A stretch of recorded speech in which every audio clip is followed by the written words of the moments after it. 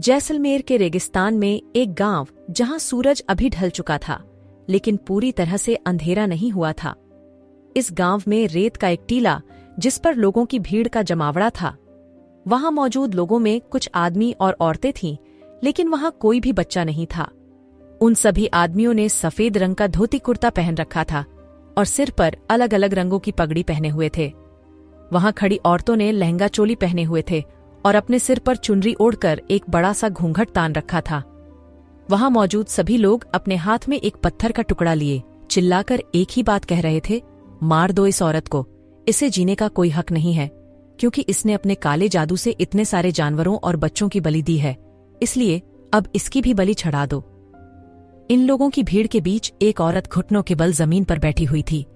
उस औरत के शरीर के हर हिस्से से खून बह रहा था और वो औरत रोते हुए उस भीड़ के सामने अपने हाथ जोड़कर मदद की भीख मांग रही थी।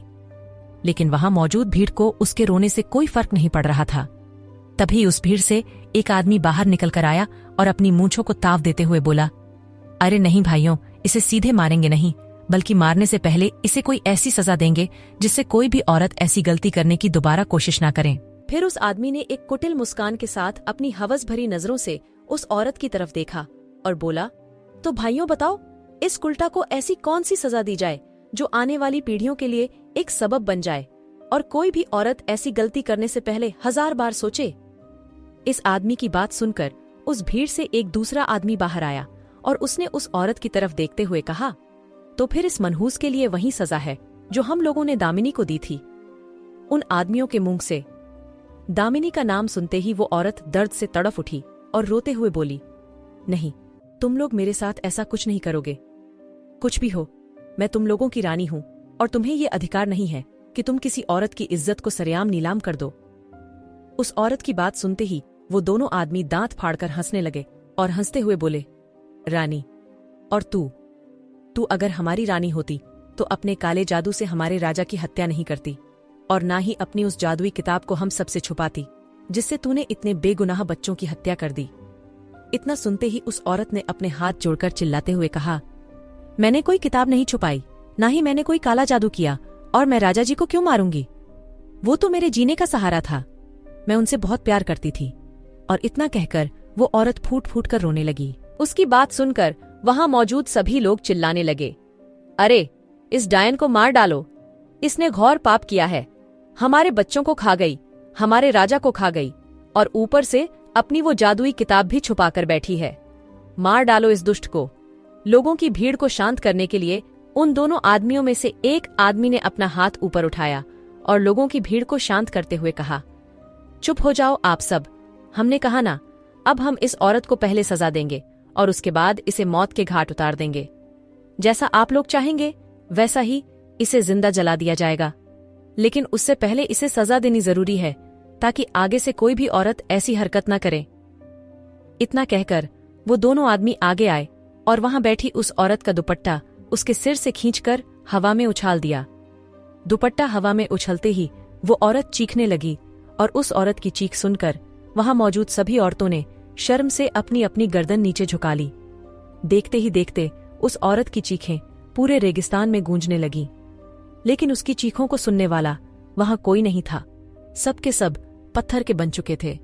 करीब 3 से 4 घंटे तक उस औरत की चीखें उस रेगिस्तान में गूंजती रहीं, लेकिन वहां मौजूद सभी लोग उस औरत की चीखें सुनकर उसका मजा लेते हुए तमाशा देख रहे थे। करीब 4 घंटे तक उस औरत को तड़फाया गया और अंत में जब उस औरत की सांसें बंद होने लगीं तो उस औरत को जलाकर मार दिया गया। जलते हुए उस औरत ने गांव वालों को एक ऐसा भयंकर श्राप दिया जिसे सुनकर उन गांव वालों की रूह कांप गई। कुछ साल बाद मुंबई का दृश्य दिखाया जाता है, जहां मुंबई के भीड़-भाड़ वाले इलाके में एक छोटे से घर में शादी की तैयारियां हो चुकी थीं और मंडप में दूल्हा बैठा हुआ दुल्हन का इंतजार कर रहा था। वही एक कमरे में दुल्हन जो शादी के लिए तैयार हो चुकी थी। दुल्हन के कपड़ों में वो लड़की बला की खूबसूरत लग रही थी। उस लड़की की हाइट करीब 5 फुट 6 इंच थी। उस लड़की का रंग एकदम गोरा और उसका बदन इतना आकर्षक कि किसी भी आदमी को अपनी तरफ तुरंत आकर्षित करे। लेकिन उस लड़की के दुल्हन के कपड़े और इस पुराने से घर को देखकर अंदाजा लगाया जा सकता था कि वो लड़की कितनी गरीब थी। ये लड़की कोई और नहीं बल्कि सिया जैन थी, जो अपनी दादी की खुशी के लिए अपने बचपन के दोस्त रूहान अग्रवाल से शादी करने के लिए रेडी हो गई थी। सिया शादी के लिए तैयार थी और दादी सिया को मंडप में ले जाने के लिए उसके कमरे में आ गई थी। उसकी दादी बहुत बूढ़ी थी, इतनी बूढ़ी कि उनसे ठीक से चला भी नहीं जा रहा था। दादी ने जैसे ही सिया की तरफ देखा, उसकी आंखों से आंसू बहने लगे और अपनी नम आंखों से सिया की बलाएं लेते हुए बोली, मेरी बच्ची कितनी प्यारी लग रही है, भगवान करे तुझे कभी किसी की नजर न लगे और दुनिया भर की सारी खुशियां तुझे मिले। दादी की बात सुनकर मासूम सी दिखने वाली सिया ने हंसकर कहा, मेरी खुशियों का तो पता नहीं दादी, लेकिन रूहान से शादी होने के बाद आपको जरूर खुशी मिल जाएगी, इसीलिए तो अपनी खुशी का वास्ता देकर आपने रूहान से मेरी शादी करवा दी। इतना सुनते ही दादी सिया के पास आई और उसके सिर पर हाथ फेरते हुए बोली, मेरी बच्ची सिर्फ मेरी खुशी के लिए रूहान से शादी करने को तैयार हो गई। कहाँ मिलते हैं ऐसे बच्चे? आजकल के बच्चे तो अपनी मर्जी से शादी करके आ जाते हैं और बाद में अपने माँ बाप को बताते हैं कि देखो हमने शादी कर ली। लेकिन मेरी पोती सबसे अलग है। अपनी दादी की बात पर सिया ने मुस्कुराते हुए कहा, अच्छा ठीक है दादी, अब आप अपनी पोती की तारीफ करना बंद करिए और चलिए यहाँ से, वरना पता चला रूहान मंडप छोड़कर भाग गया तो फिर आपकी खुशियों पर ग्रहण लग जाएगा। इतना कहते ही दादी ने सिया के सिर पर हाथ मारते हुए कहा, अच्छा अब अपनी दादी को ताने मारना बंद कर और चल। इतना कहते ही सिया और दादी अपने कमरे के बाहर हाय नल की तरफ आ गए।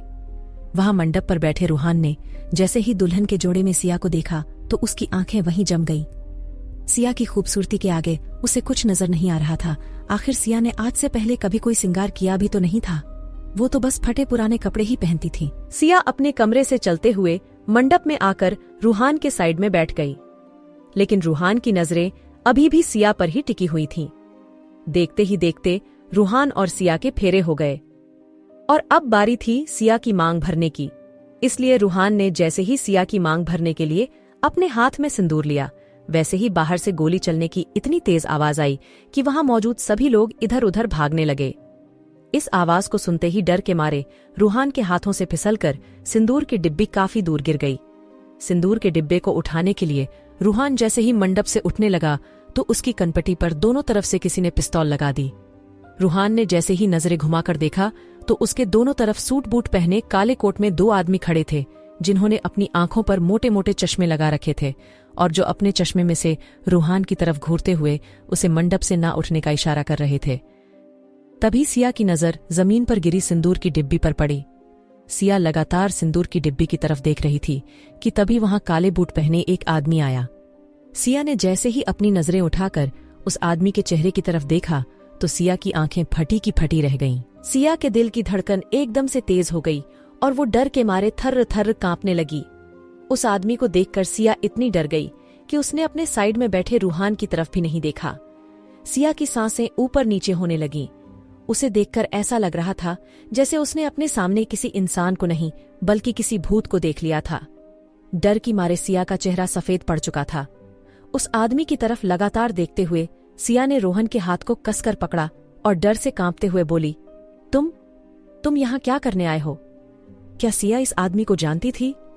कौन था वो जो सिया और रूहान की शादी नहीं होने देना चाहता था? और वो औरत जिसे जैसलमेर में जिंदा जला दिया था, वो कौन थी?